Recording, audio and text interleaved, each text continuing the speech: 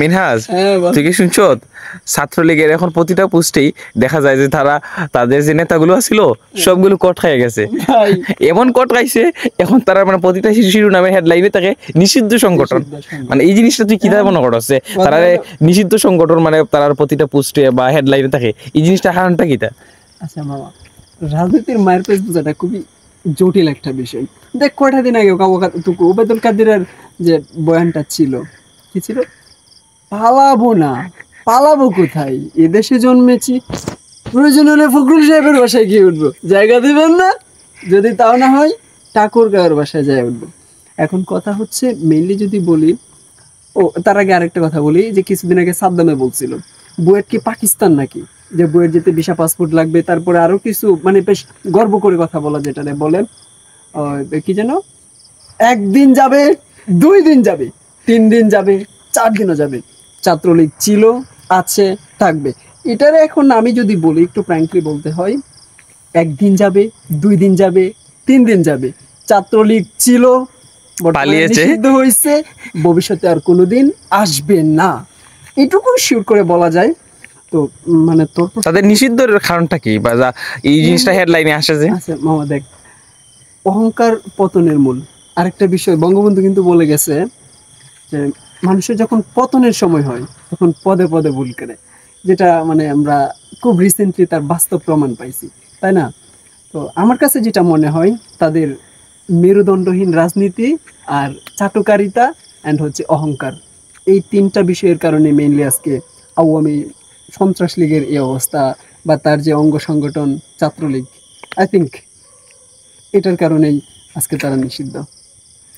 এই নিষিদ্ধটা ব্যবহার যে বা ছাত্রলীগের যে নিষিদ্ধ করা হয়েছে বা নিষিদ্ধ সংগঠন সন্ত্রাসী সংগঠন হিসেবে নিষিদ্ধ করা হয়েছে, এবং যে আইনের কয়েকটা ধারা আছে, এই ধারাগুলো তুই জানোস, বা এই ধারাগুলো কি বাস্তবে প্রয়োগ হবে? আমি ল ডিপার্টমেন্টের স্টুডেন্ট না, সেক্ষেত্রে আইন, তারপরে হচ্ছে মানে লর ওই ধারাটা আমার মাথায় ধরে না সিরিয়াসলি। তবে এই সন্ত্রাসী কর্মকাণ্ড যারা সাপোর্ট করে বা এগুলো যারা করে তাদের শাস্তি হোক, এটা আমি, তুই, আমজনতা সবাই চায়। বিকজ অফ আমরা চাই শান্তিতে থাকতে, হ্যাঁ, দেশটা যেন শান্তিতে ওই সামনে আগায়, হ্যাঁ, শিক্ষা, শান্তি, সমৃদ্ধি এগুলো নিয়ে আসলে আমরা থাকতে চাই।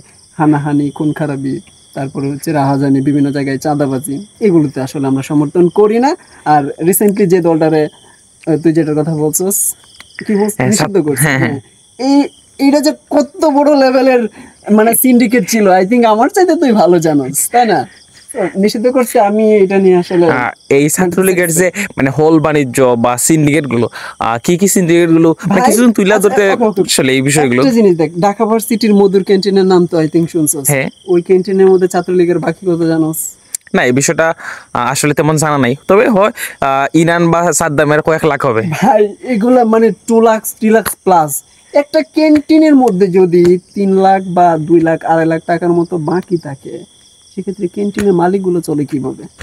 এই বিষয়টা তো আসলে প্রশ্নের বিষয়, যে এরা তো আসলে তেমন একটা বড় ফ্যামিলির কোনো কেউ নাই, যা বা মধ্যবিত্ত হবে বা নিম্ন মধ্যবিত্ত এরকম কিছু হবে। মানে এই ফ্যামিলিগুলোর জন্য যে 3 থেকে 4 লাখ বা 25 জন ব্যক্তি যে ছাত্রলীগের উচ্চ লেভেলের যারা আছে, তারা যদি প্রত্যেকে যদি 2 লাখ 4 লাখ এরকম যদি বাকি রাখে, তাইলে ওই ব্যবসায়ীগুলোর আসলে লাল বাতি কোন দিকে চলছে এই বিষয়টা নিয়ে আমার মানে এদের মানে আর বাকিটুকু বলতে চাই না। এখন মানুষের বিবেক থাকলে বুঝছস এরকম কাজ করতো না।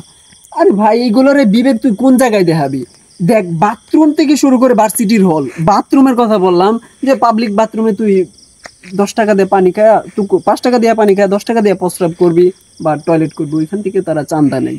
আর ভার্সিটির হল তো মানে খুব উন্নত একটা জায়গা, এখান থেকে নেবে না, এটা ভাবাটা হচ্ছে তোর কি বলে দিবা স্বপ্নের মতো।